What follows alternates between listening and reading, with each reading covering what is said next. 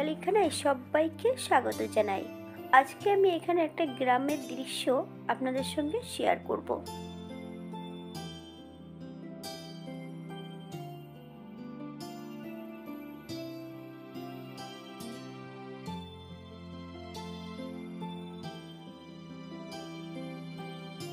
বিঘার পর বিঘা জমি এখানে কিন্তু শুধু জলমগ্ন, দুধারেই কিন্তু জল, দেখলেই বুঝতে পারছেন।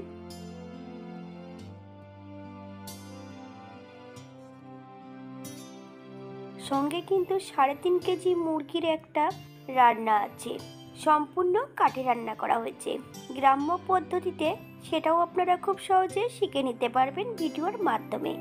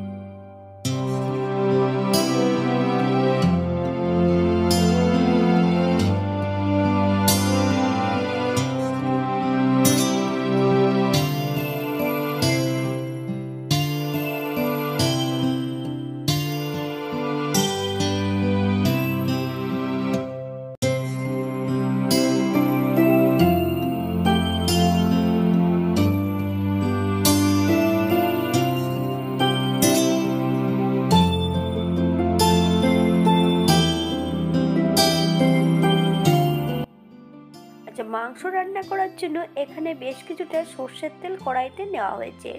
ফোড়নে রেখেছে দারচিনি, এলাচ, লং, 2টো তেজপাতা।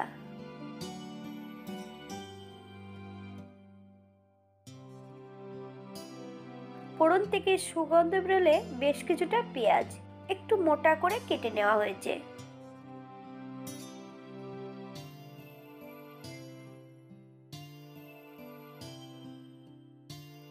রান্নাটা হচ্ছে কিন্তু কাঠের উনুনে।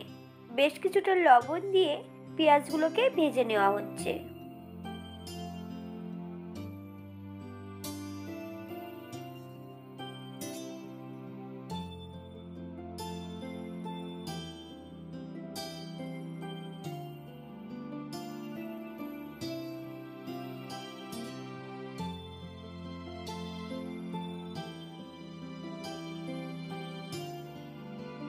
এই পর্যায়ে বেশ কিছুটা রসুন বাটা অ্যাড করা হয়েছে। পেঁয়াজ ও রসুন থেকে যতক্ষণ কাঁচা গন্ধ থাকবে ততক্ষণ বেশ ভালো করে ভেজে নিতে হবে। এটা কিন্তু আমার কথা, আপনারা একবার স্ক্রিনের দিকে ফলো করে নেবেন।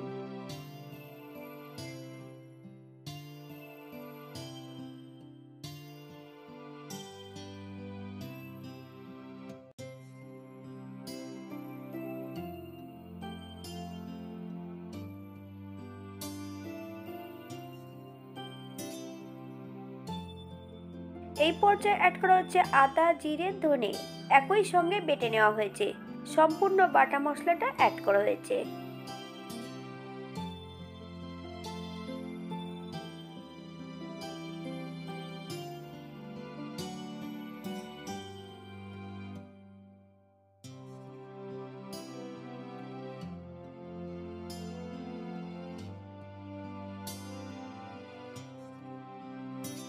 মশলাগুলো কিন্তু ধাপে ধাপে অ্যাড করা হচ্ছে, একবারে কিন্তু সম্পূর্ণ মশলাগুলো অ্যাড করছে না। এই পর্যায়ে অ্যাড করা হচ্ছে লঙ্কা বাটা। এটা কিন্তু মিক্সারে পেস্ট করে নিয়েছে।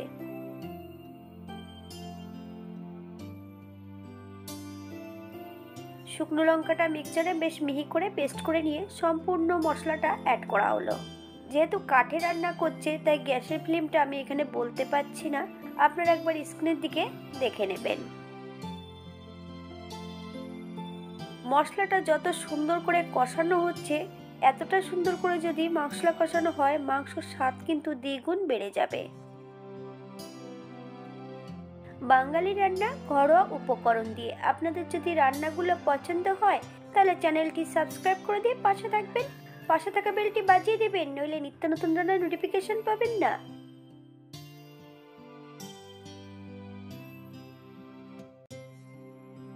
এই পর্যায়ে অ্যাড করা হলো পরিমাণ মতন লবণ আর হলুদ গুঁড়ো। আপনারা স্বাদ অনুসারে লবণটা অ্যাড করবেন।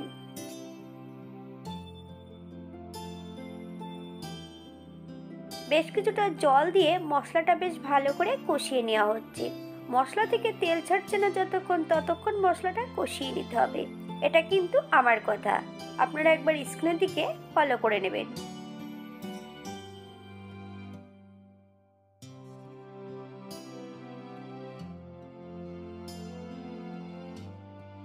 আচ্ছা, মাংসটার কথা তো বলা হয়নি আপনাদের। এখানে 3.5 কেজি মাংস নেওয়া হয়েছে রান্নার জন্য। একটা মুরগিতেই কিন্তু 3.5 কেজি হয়েছিল।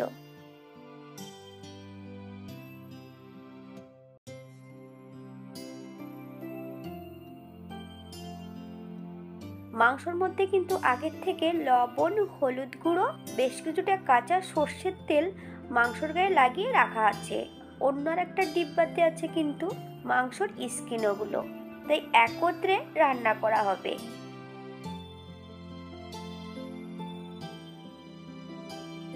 প্রথমে মাংসগুলো দিয়ে দেওয়া হয়েছে, মশলার সঙ্গে বেশ ভালো করে কষিয়ে নেওয়া হচ্ছে।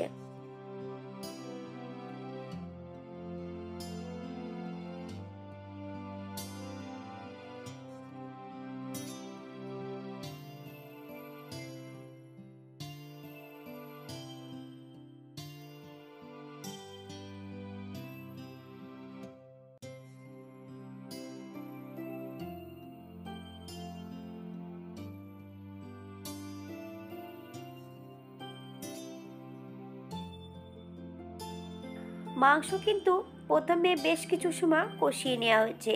এইবার কিন্তু ঢাকা দিয়ে দিয়ে মাংসগুলো কষিয়ে নেওয়া হবে।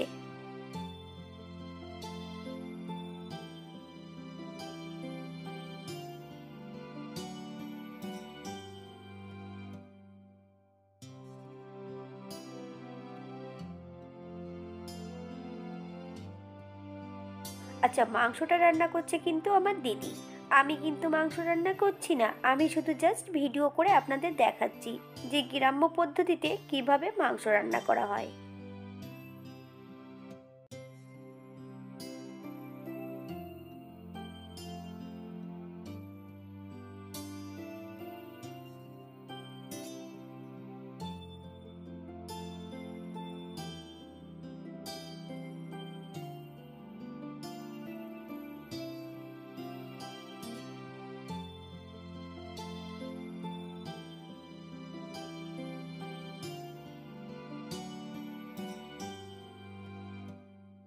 আচ্ছা, এখানে বেশ কিছুটা আলু আগের থেকে ভেজে রাখা হয়েছে। মাংস কষানোর মাঝপথে কিন্তু আলুগুলো দিয়ে দেওয়া হবে।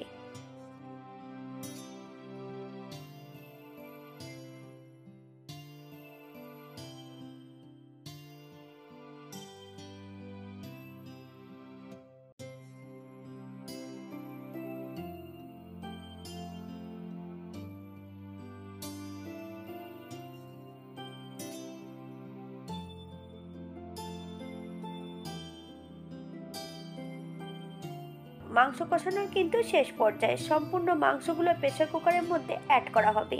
2 কাপ জল দিয়ে বেশ 2টো হুইসেল দিয়ে নেওয়া হবে। তারপর মাংসগুলোকে আলাদা একটা কড়াইতে ঢেলে আবারও বেশ কিছু সময় রান্না করে নিতে হবে। যেহেতু মুরগিটা অনেকটা বড় ছিল, এই জন্য মাংসগুলোকে প্রেসার কুকারে সিটি দেওয়া হয়েছিল।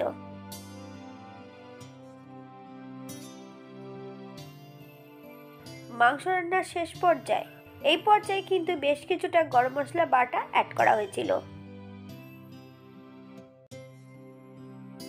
এটা দেখতে যেমন ভারী সুন্দর হয়েছে, এটা কিন্তু গরম ভাতে খেতে কিন্তু অসম্ভব ভালো ছিল। আপনারা বাড়িতে একবার একই পদ্ধতিতে বানিয়ে নেবেন।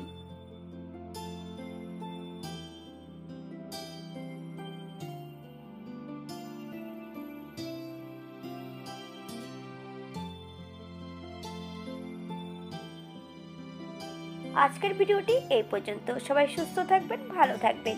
অন্যদিন নতুন রেসিপি নিয়ে আপনাদের সামনে আবার আমি হাজির হব। নতুন ও পুরনো সকল বন্ধুদের অসংখ্য ধন্যবাদ ভিডিওটি দেখার জন্য। হাতে যদি সময় থাকে তাহলে একটা লাইক, কমেন্ট, শেয়ার করবেন।